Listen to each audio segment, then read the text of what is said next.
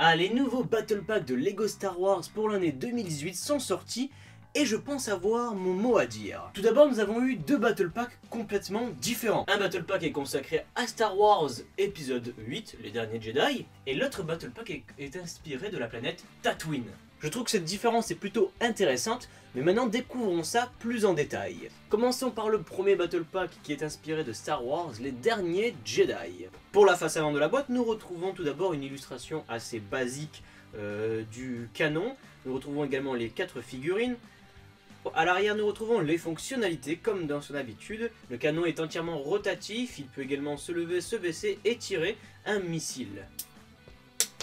Au niveau design, je trouve qu'il est pas terrible et nous avons des pièces assez banales. Là où le Battle Pack est intéressant, c'est au niveau des figurines. Nous avons 4 figurines, dont 2 qui sont vraiment sympas. Nous allons commencer par la figurine que nous avons à chaque fois, c'est le soldat Gunner. Il est vraiment pas terrible et assez basique. Nous avons l'espèce d'officier qui a la même tenue que le Gunner, c'est juste le casque qui va changer. Et ensuite nous avons les nouveaux Stormtroopers, oui, enfin. Et attention, accrochez-vous pour le nom, je vais le lire. Les First Order Stormtrooper Executioner. Ouais, il faut s'accrocher. Alors les figurines sont plutôt réussies, nous avons des manchettes noires et une petite marque au niveau du casque. On dirait des Stormtroopers des forces spéciales, c'est plutôt chouette. Allez, maintenant passons pour le deuxième Battle Pack. Nous avons un Battle Pack qui va se dérouler sur la planète Tatooine. Et là par contre c'est vraiment un Battle Pack plutôt original. En quelque sorte, il représente un petit groupe de ferrailleurs équipés de Jawa qui va être attaqué par les hommes des sables. Alors pour la face avant, nous avons donc le petit véhicule de ferrailleurs où nous retrouvons les 4 figurines, dont 2 Jawa et un homme des sables et un droïde d'unité R2.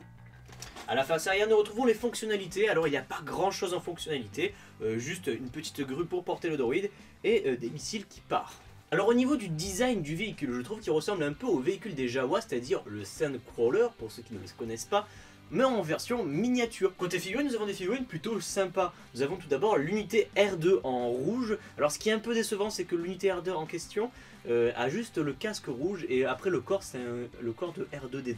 C'est un peu dommage, j'aurais bien aimé avoir les écritures en rouge. Bref, c'est du détail.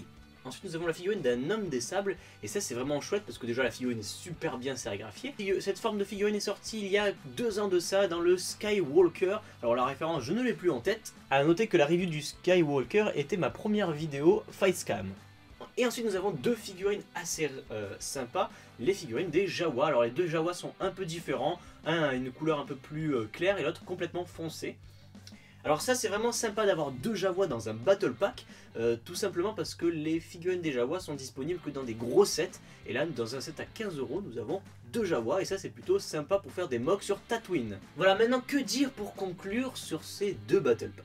Est-ce que c'est des Battle Packs complètement intéressants qui sont vraiment riches en pièces et en figurines? Ou des Battle Packs qui sont un peu pourris et qu'on commence mal l'année 2018? Pour ma part, je trouve que les Battle Packs sont un peu plus osés que la dernière fois, c'est-à-dire que nous avons surtout le Battle Pack de Tatooine.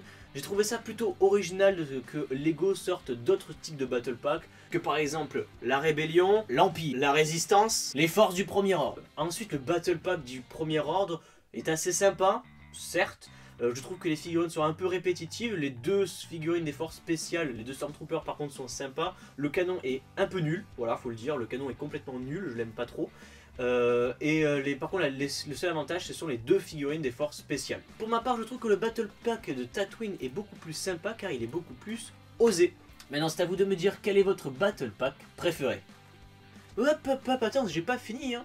N'oublie pas de liker la vidéo si la vidéo t'a plu, ça me ferait vraiment plaisir et ça m'encourage à continuer. De t'abonner pour ne pas manquer les prochaines vidéos car il y a pas mal de vidéos qui vont arriver. Et également de laisser ton avis dans l'espace commentaire. Et sur ce, je te dis à très bientôt pour de prochaines vidéos. Bye tout le monde.